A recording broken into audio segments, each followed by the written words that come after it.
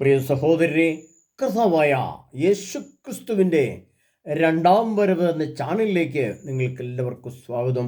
അതിനായി യേശു മഹാരാജാവ് ഈ എളിയ ദാസനെ ഉപയോഗിച്ചോർത്ത് യേശു മഹാരാജാവിന് നന്ദിയും സ്തുതിയും സമർപ്പിക്കും. ആമേൻ. പ്രിയ സഹോദരരെ, നമ്മൾ കഴിഞ്ഞ എൻ്റെ വീഡിയോ ക്ലാസ്സിൽ നിങ്ങൾ സൂചിച്ചിട്ടുണ്ടെങ്കിൽ ഞാൻ രണ്ട് പുസ്തകത്തെ വരും ആദ്യം ഒന്ന് പരിചയപ്പെടുത്തിയിരുന്നു.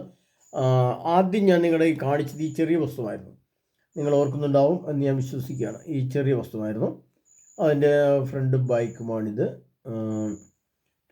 രണ്ടും ക്രിസ്ത്യൻ ധ്യാന ടീമുകൾക്കാണ്. ഇതായിരുന്നു ഏറ്റവും ആദ്യം നിങ്ങളെ കാണിച്ചതും പരിചയപ്പെടുത്തും. അതിനുശേഷം ഇന്നലെ കാണിച്ചതാണ് ഈ പുസ്തകം 2033 എന്ന് പറഞ്ഞുകൊണ്ട് ഈ പുസ്തകം നിങ്ങളെ കാണിച്ചിരുന്നു. അതും ക്രിസ്ത്യൻ ധ്യാന ടീം തന്നെ ഇറക്കിയതാണ്. ഇത് രണ്ടും കത്തോലിക്ക സഭയുടെ അംഗീകാരമുള്ള ധ്യാന ടീമായ ആളുകൾ ഇറക്കിയതാണ്. അതിൻ്റെ പുറകിൽ ധാരാളം ആളുകളെ കുറിച്ച് അതിനകത്ത് എഴുതിയിട്ടുണ്ട്. അവർ ആരൊക്കെയാണ് ഇത് പ്രധാനപ്പെട്ട ഒരു പോയിന്റ് നിങ്ങൾ കാണിച്ചു തരാം. നിങ്ങൾ ശ്രദ്ധിച്ച് കാണുക. ഇത് നിങ്ങൾ കാണുന്നുണ്ടാവും. ഇത് നിങ്ങൾ ആരൊക്കെയാണ് എന്തൊക്കെയാണ് എന്നുള്ളത് ഇത്രയും കത്തോലിക്ക സഭയുടെ അംഗീകാരമുള്ള സഭാ നേതൃത്വത്തിലെ ആളുകൾ കൂടി തയ്യാറായി താങ്കളെ കൊണ്ട് എനിക്ക് ആവശ്യമുണ്ട്. ഇതൊക്കെ നിങ്ങൾ കാണുന്നുണ്ടാവുമല്ലോ. ഞാനിത് വിളിച്ചിട്ടൊന്നും എടുത്തിട്ടൊന്നുമില്ല കേട്ടോ. ഞാൻ കഴിഞ്ഞ ദിവസങ്ങളിൽ ഈ നമ്പറിലൊക്കെ വിളിച്ചിട്ട് എടുത്തിട്ടൊന്നുമില്ല. ഓക്കെ, അതവിടെ നിൽക്കട്ടെ. അപ്പോൾ അവർ ഈ വേൾഡ് ഇവാഞ്ചലൈസേഷൻ എന്ന് വെച്ചാൽ ആഗോള സുവിശേഷവൽക്കരണം, അതാണ് അവർ അർത്ഥമാക്കിയത് ഉദ്ദേശം. ഇപ്പോൾ നിലവിൽ ദൈവത്തിൻ്റെ മഹത്വം കൊണ്ട് ഇൻ്റർനെറ്റ് എന്ന സംവിധാനം നമ്മളത് തെറ്റായി ഉപയോഗിക്കുമ്പോഴാണ് നമുക്ക് പ്രശ്നം വരുന്നത്. ശരിയായ രീതിയിൽ ഉപയോഗിക്കാൻ സാധിച്ചായിരുന്നെങ്കിൽ ഇതെല്ലാം വലിയ നന്മയായിട്ട് മാറുമായിരുന്നു. എന്നാൽ ഇൻ്റർനെറ്റിൽ കൂടെ തന്നെ കർത്താവിൻ്റെ സുവിശേഷം ബഹിരാകാശത്തു നിന്നും ശൂന്യാകാശത്തു നിന്നും ഭൂമിയിലേക്ക് വചനപോഷണങ്ങളും മറ്റു പ്രാർത്ഥനകളും പാട്ടുകളും ഒക്കെ ഭൂമിയിലേക്ക് ഇറങ്ങി വരികയും ഭൂമിയിലെ ഓരോ മണൽത്തരിയും പ്രപഞ്ചത്തിലെ ഓരോ വായു കണങ്ങളും അടക്കം സർവശക്തനായ യേശുക്രിസ്തുവാണ് ഏക സത്യദൈവമെന്നും ആ യേശുക്രിസ്തു മാത്രമാണ് ഭൂമിയിൽ മരണത്തെ സ്വന്തം ശരീരത്തിൽ ആവഹിച്ചെടുത്ത് മരണത്തെ ഇല്ലായ്മ ചെയ്തെന്നും നിങ്ങൾക്ക് വീണ്ടും ഒരു ഉയർപ്പ് തരാം, നിങ്ങളുടെ നഷ്ടപ്പെട്ടു പോയ ശരീരത്തെ വീണ്ടും നിങ്ങൾക്ക് തരാം. ഒരർത്ഥത്തിൽ ഞാൻ പറയട്ടെ, ചെറിയ ചോദ്യങ്ങൾ. എന്താണ് നിത്യജീവൻ എന്ന് ചോദിച്ചാൽ അതിൻ്റെ ഒരു അർത്ഥം എന്താണ് നമുക്ക് ചിന്തിച്ചാൽ ഇങ്ങനെയാണ്. പലർക്കും പല അർത്ഥമായിരിക്കും. നിത്യശരീരം എന്നാണ് നിത്യജീവൻ എന്ന വാക്കിൻ്റെ അർത്ഥം. അതിൻ്റെ മറ്റൊരു തലത്തിലുള്ള അർത്ഥമാണ് മരിച്ചവരുടെ ആത്മാക്കളെ ഉയർപ്പിക്കുന്നു, ആ ശരീരത്തിലേക്ക് ആത്മാവിനെ വീണ്ടും കയറ്റി വിടുന്നു. അത് മണ്ണായാലും കുഴപ്പമില്ല, കർത്താവ് അതിൽ നിന്ന് പുറത്തു കൊണ്ടുവന്ന് ഒരു നിത്യശരീരം കൊടുക്കുന്നു. അതിന് ഉയർപ്പ്, മരിച്ചവരുടെ ഉയർപ്പ്, നിത്യജീവൻ. എന്നിട്ട് ആ വ്യക്തിയെ സ്വർഗത്തിലേക്ക് കൊണ്ടുവന്നു. എന്നാൽ നിത്യശരീരം എന്നാണ് നിത്യജീവൻ എന്ന വാക്കിൻ്റെ അർത്ഥം തന്നെ, അതിൻ്റെ നിഗൂഢാർത്ഥം. ആ കാര്യങ്ങൾ ചിന്തിക്കുമ്പോൾ ഇത് തരാമെന്ന് വാഗ്ദാനം ചെയ്ത് ഇത് തരാൻ വേണ്ടിയിട്ട് സ്വന്തം ശരീരത്തിൽ മനുഷ്യകുലത്തിൻ്റെ മുഴുവൻ പാപത്തെയും തിന്മയെയും അശുദ്ധിയെയും മ്ലേച്ഛകളെയും ഏറ്റെടുത്ത് സ്വന്തം ശരീരത്തിൽ രക്തം ചിന്തി കുരിശിൽ തറയ്ക്കപ്പെട്ട് മരിച്ച് അടക്കപ്പെട്ട് 3 ദിവസങ്ങൾക്ക് ശേഷം ഈ ലോകത്തു നിന്ന് മരണത്തിൻ്റെ കെണിയിൽ നിന്നും സാത്താൻ്റെ പിടുത്തു നിന്നും ഉയർത്തെഴുന്നേറ്റ ഒരേ ഒരു ദൈവം, ഒരേ ഒരു ലോകദൈവം, ലോകമറിയുകയും കേൾക്കുകയും ചെയ്ത ചരിത്ര സംഭവമായ ഏക സത്യദൈവമായ യേശുക്രിസ്തു മാത്രമേ ഉള്ളൂ എന്നും ആ യേശുക്രിസ്തു ഭൂമിയിലേക്ക് രണ്ടാമതും വരുന്ന മഹത്തായ സംഭവത്തെയാണ് യേശുക്രിസ്തു രണ്ടാം വരവെന്നും നമ്മളൊന്നും പ്രത്യേകിച്ച് പറഞ്ഞു തരേണ്ട ആവശ്യമില്ല. അത് എല്ലാവർക്കും അറിയാവുന്ന സ്ഥിതി. ജാതി മത വർണ്ണ വർഗ വ്യത്യാസമില്ലാതെ അതായത് ചൈനക്കാരെന്നോ റഷ്യക്കാരെന്നോ മുസ്ലിം രാഷ്ട്രങ്ങളെന്നോ ക്രിസ്ത്യൻ രാഷ്ട്രങ്ങളെന്നോ ഒന്നുമില്ല, എല്ലാവർക്കും അറിയാം. കല്ലിനും മണ്ണിനും വരെ ഈ യേശുവിൻ്റെ വരവിനെ പറ്റി അറിയാം. മൃഗങ്ങൾക്കറിയാം, ജീവജാലങ്ങൾക്കറിയാം.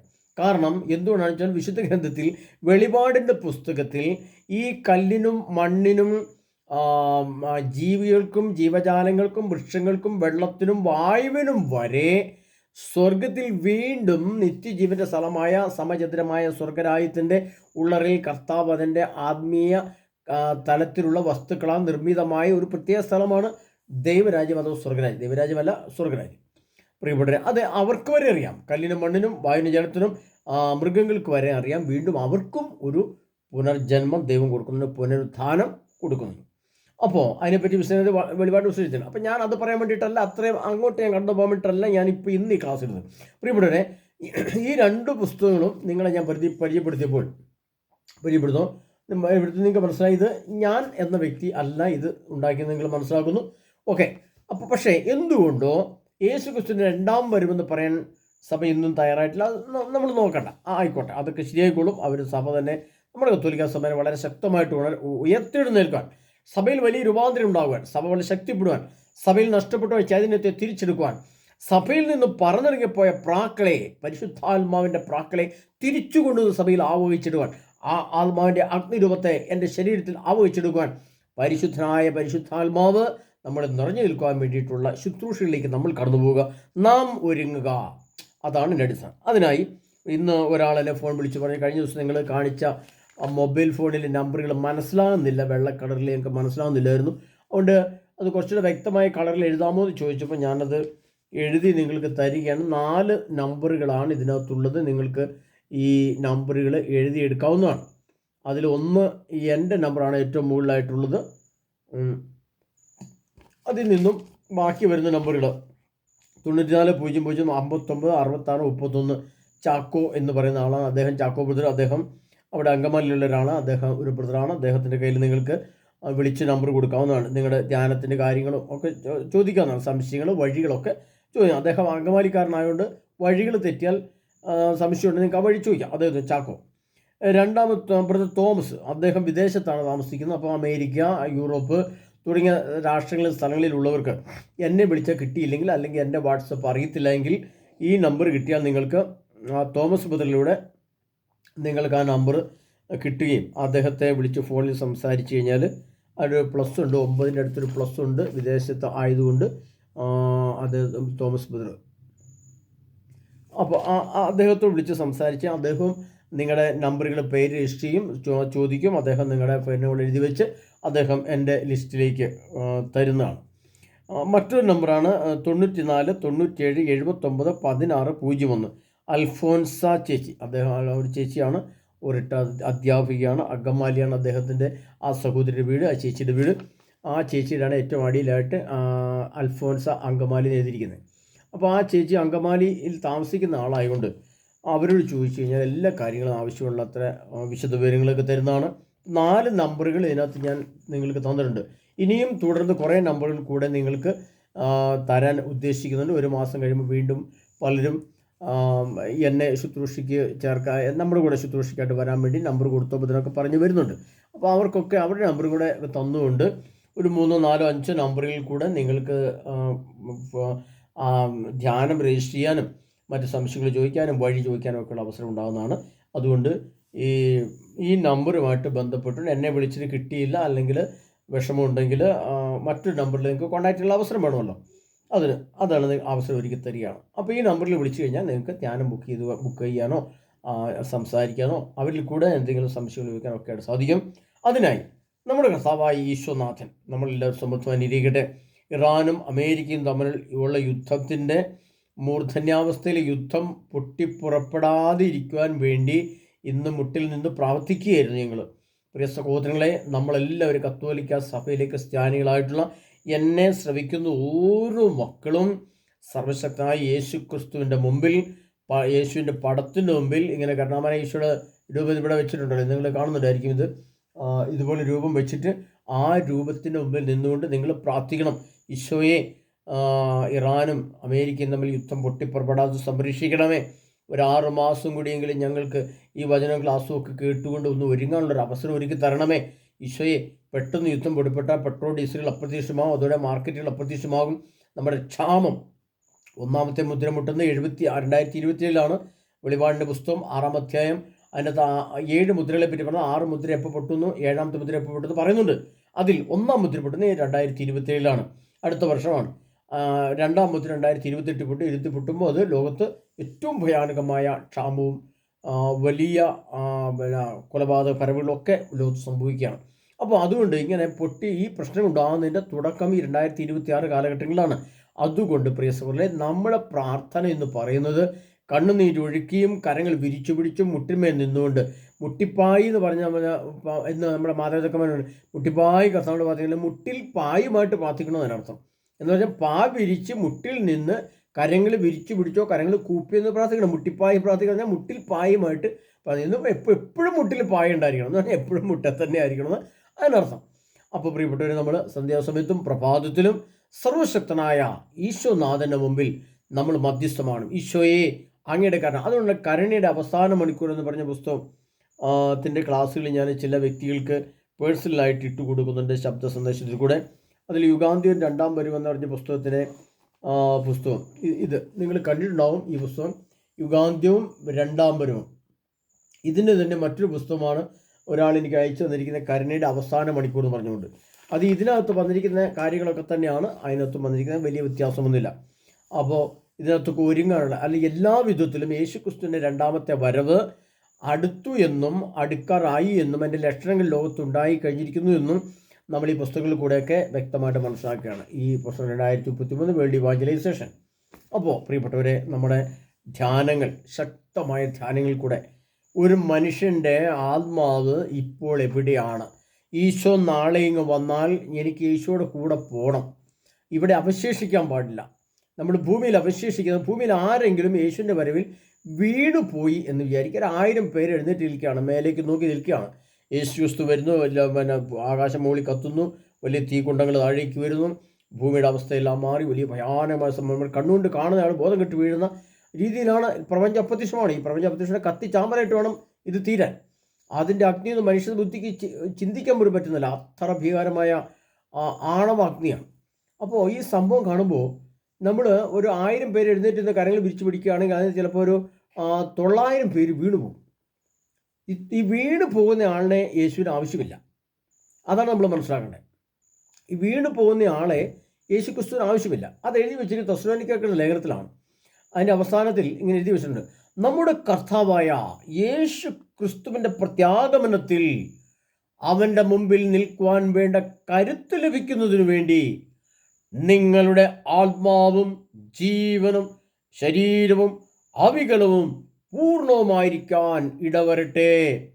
അത് ഞാൻ അടുത്ത ധ്യാന ക്ലാസ്സിൽ അടുത്ത 13, 14, 15 തീയതികൾ അതിൻ്റെ വ്യക്തമായ വിശദീകരണം നിങ്ങൾക്ക് തന്ന് നിങ്ങൾ ഒരുക്കുന്നതായിരിക്കും. ഇതാണ് നമ്മുടെ കർത്താവ് യേശുവിൻ്റെ പ്രത്യാഗത്തിൽ അവൻ്റെ മുമ്പിൽ നിൽക്കുവാൻ വേണ്ടുന്ന കരുത്തിൽ, അവൻ്റെ മുമ്പിൽ നിൽക്കുവാൻ വേണ്ടുന്ന കരുത്ത്, ആ കരുത്ത് ലഭിക്കുന്ന നിങ്ങളുടെ ആത്മാവും ജീവനും ശരീരവും അവികലവും പൂർണ്ണമായിരിക്കട്ടെ. അപ്പോൾ ആ കരുത്തില്ലെങ്കിൽ വീണു പോകുന്നവരെ യേശുവിന് ആവശ്യമില്ല. കർത്താവ് ഒറ്റ സെക്കൻഡ് വരും. മിന്നൽ പിണർ പോലെ ആയിരിക്കും മനുഷ്യപുത്രൻ്റെ ആഗമനം. ഹല്ലേലൂയ, ആമേൻ. മിന്നൽ പിണറിൻ്റെ വേഗത, ശക്തി, സ്പീഡ് എന്താണെന്ന് ആർക്കെങ്കിലും ചിന്തിക്കാൻ പറ്റുമോ? അതിൻ്റെ കണക്കും കാര്യം ആർക്കെങ്കിലും അളന്നെടുക്കാൻ പറ്റുമോ? ഒന്നുമില്ല. മിന്നൽ പിണർ പോലെ ആയിരിക്കും മനുഷ്യപുത്രൻ്റെ ആഗമനം. ആ ആഗമനത്തിൽ വരുന്ന അതേ ദൈവം അതേ സ്പീഡിൽ തന്നെ ഇവിടെ ആളെ എടുത്തുകൊണ്ട് മേലേക്ക് പോകും. നമുക്ക് പറഞ്ഞാൽ അങ്ങനെ പെട്ടെന്ന് വിശ്വസിക്കാൻ പറ്റില്ല. ഇത് ഇപ്പം നമ്മൾ ചിന്തിക്കുന്നതോടെ മാനുഷിക ബുദ്ധിയിൽ ഒരു ചിന്തിക്കുമ്പോൾ യേശു മിനിപ്പോൾ ഇങ്ങോട്ട് വരുന്നു, ഭൂമിയിൽ ഈശോയുടെ കൂടെ നിൽക്കുന്നവരെല്ലാം പൊക്കിയെടുത്തിട്ട് പോകുന്നു. എല്ലാം നമ്മളെല്ലാം ശരീരത്തിൻ്റെ രൂപത്തിലല്ലേ നിൽക്കുന്നത്. ഈ 10, 60, 70, 80 കിലോ തൂക്കമുള്ള മനുഷ്യൻ എങ്ങനെ തൂക്കിയെടുത്തിട്ട് പോകുന്നത്? അപ്പോൾ മനുഷ്യന് അതെങ്ങനെ സാധിക്കുന്ന? മാനുഷിക ബുദ്ധി ചിന്തിച്ചു നോക്കി. ഇതൊന്നും വിശ്വാസയോഗ്യമല്ല, വിശ്വാസമല്ല. എന്നാൽ ഇതിനകത്തൊരു ശാസ്ത്രീയ വശമുണ്ട്. അതാണ് ഞാൻ ചില സമയത്ത് പറഞ്ഞത്. പലപ്പോഴും ഞാൻ പറഞ്ഞത് അറിവിൻ്റെ തലവും ജ്ഞാനത്തിൻ്റെ തലവും അതിൻ്റെ ജ്ഞാനത്തിൻ്റെ തലവും വെച്ചുള്ള വചന പഠനത്തിലെ ഇതിനകത്ത് അന്തർലീനമായിരിക്കുന്ന ശാസ്ത്രീയ തലം, ബയോളജിക്കൽ തലം, ഹിസ്റ്റോറിക്കൽ തലം, പ്രപഞ്ചതലം, ആത്മീയതലം, വചനതലം, സ്വർഗതലം, ഇതൊക്കെ നമുക്ക് മനസ്സിലാകണമെങ്കിൽ ആ രീതിയിലുള്ള ആത്മജ്ഞാനത്തിൻ്റെ ക്ലാസ്സിൽ കൂടെ തന്നെ കടന്നു പോകണം. എങ്കിലേ നമുക്ക് യേശുവിൻ്റെ വരവിൽ വീഴാതെ പിടിച്ചിക്കാൻ പറ്റും. നിൽക്കുന്നവരെ മാത്രമേ കർത്താവിന് ആവശ്യമുള്ളൂ.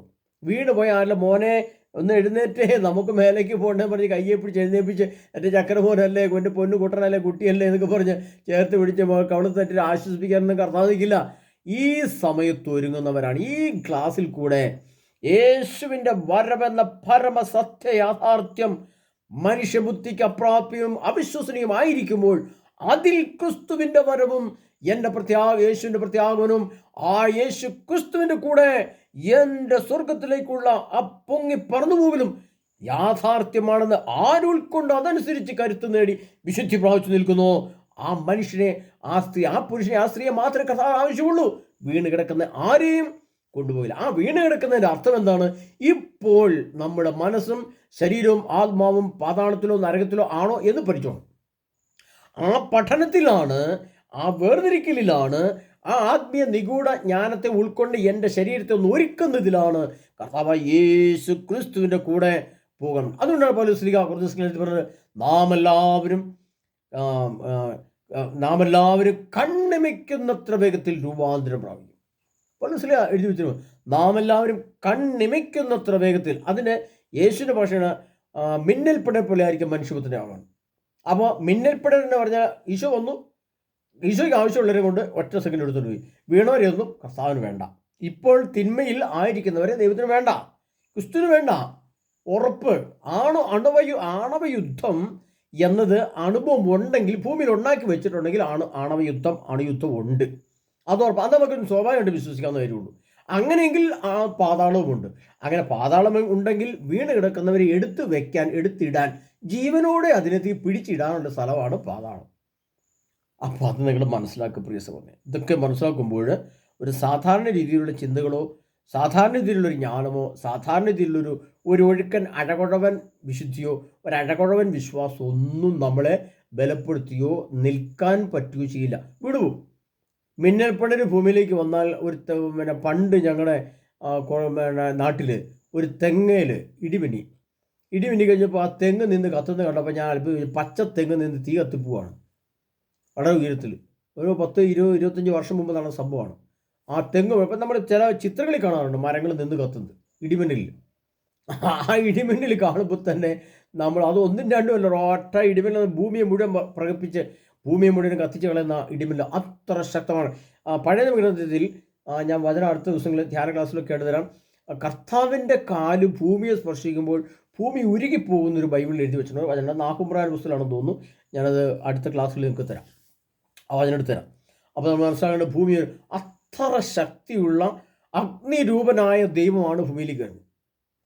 ആ ഭൂമിയിലേക്ക് വരുമ്പോൾ ആ ദൈവത്തിന് മുമ്പിൽ നമുക്ക്, അതുകൊണ്ടാണ് 1 തെസ്സലോനിക്കർ 5:21 നമ്മുടെ കർത്താവായ യേശു ക്രിസ്തുവിൻ്റെ പ്രത്യാഗമനത്തിൽ അവൻ്റെ മുമ്പിൽ പ്രത്യക്ഷപ്പെടാൻ വേണ്ട കരുത്ത് ലഭിക്കുന്നതിന് വേണ്ടി നിങ്ങളുടെ ആത്മാവും ജീവനും ശരീരവും അവികലവും പൂർണ്ണവുമായിരിക്കാൻ ഇടവരട്ടെ. അങ്ങനെ ഇടവരണമെങ്കിൽ നമ്മൾ എങ്ങനെ കുമ്പസാരിച്ചിരിക്കണം, എങ്ങനെ ഒരുങ്ങിയിരിക്കണം, അതിന് വേറെ വചനമുണ്ട്. ആ രീതിയിൽ ആ പ്രൊസീജിയറിൽ, ആ നിബന്ധനയിൽ തയ്യാറാക്കപ്പെടുന്ന വ്യക്തികൾക്ക് മാത്രമേ യേശു ക്രിസ്തുവിൻ്റെ കൂടെ നിത്യമഹത്വത്തിലേക്ക്, നിത്യജീവൻ്റെ പർദീസിലേക്ക്, നിത്യ ആനന്ദത്തിലേക്ക്, നിത്യ ആനന്ദ സന്തോഷത്തിലെ ആ മഹത്വത്തെ അവർണ്ണീയമാണ് പ്രിയ സഹോദരനെ.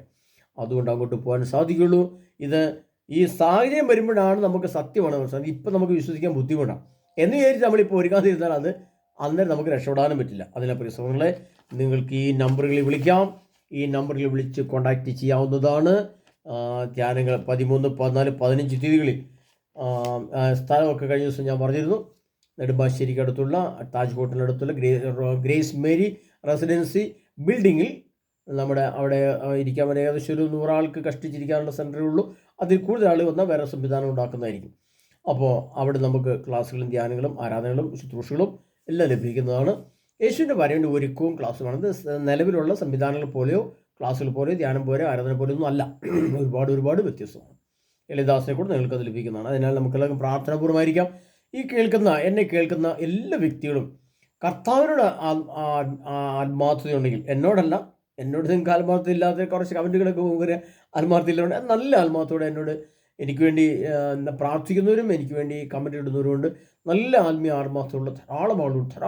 85-90% ആളുകളും നല്ല ആത്മീയതയും വിശുദ്ധിയും എനിക്ക് നല്ല കമൻറ്റ് ഇടുന്നവരാണ്. എന്ന് പറഞ്ഞാൽ മോശം കമൻറ്റ് ഇടുന്നവരെ മോശമാണ് തിരിക്കാൻ വേണ്ടിയല്ല ഞാൻ പറയുന്നത്, മറിച്ച് അവർ വിമർശിച്ചോട്ടെ. ആ വിമർശനമാണ് നമുക്ക് ശക്തി തരുന്നത്.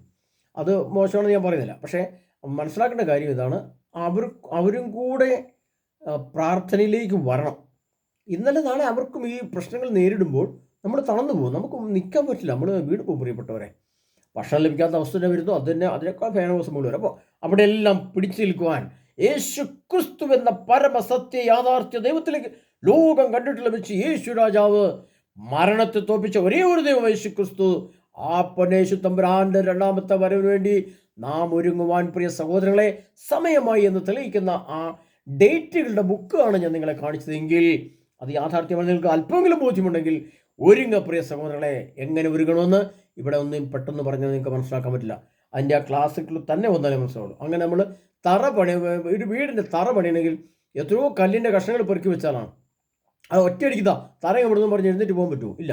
അതിൻ്റെ എന്തെല്ലാം ഫൗണ്ടേഷൻ ഇട്ട് വേണം തറ പണിത്, അത് ഭിത്തി പണിത്, അതിൻ്റെ മേൽക്കൂര് പണിത്, അത് നമ്മൾ വീടാക്കും. അതുപോലെ തന്നെ സ്വർഗീയ ഭവനമാകുന്ന ക്രിസ്തുവിൻ്റെ കൂടെ പോകാനുള്ള ആ ഭവനം പണിയുന്നതിന് വേണ്ടി 1-2 ദിവസം വരെ 3 ദിവസം ഈശ്വരമ്പിലിരുന്ന് അതിൻ്റെ പ്രത്യേക ഒരുക്കങ്ങൾ നടത്തിയാലേ നാം യേശുവിൻ്റെ പ്രത്യാഗമനത്തിൽ വീണു പോകാതെ ഇരിക്കും. അതിനാൽ സഹോദരങ്ങളെ, നമ്മുടെയുള്ള പാപത്തിൻ്റെ കറകൾ, പാപത്തിൻ്റെ അംശങ്ങൾ, ദുരാത്മാക്കളുടെ ഏതെങ്കിലും ദുരാത്മാവിൻ്റെ ആളുകൾ, ആ ദുരാത്മാവിൻ്റെ ചിഹ്നങ്ങൾ, ആ ദുരാത്മാവിൻ്റെ സിമ്പിളുകൾ നമ്മുടെ ദേഹത്തോ ശരീരത്തോ ചിന്തയിലോ മനസ്സിലോ ഭാവനിലോ എവിടെയൊക്കെ ഉണ്ട് എന്ന് വിശകലനത്തിൻ്റെ അടിസ്ഥാനത്തിൽ പരിശോധിച്ച് പഠിച്ച് ഉണ്ടെങ്കിൽ അതിനെ ബഹിഷ്കരിച്ച്, ഇല്ലെങ്കിൽ അതിനെ പരിശുദ്ധാത്മാവിൻ്റെ ആലമാക്കി രൂപാന്തരപ്പെടുത്തിക്കൊണ്ട് യേശുവിന് വരേണ്ട നമുക്ക് ഒരുങ്ങാം. അതിനായി നമ്മൾ ഓരോ സമൃദ്ധമായി അനുഗ്രഹിക്കുമാറാകട്ടെ.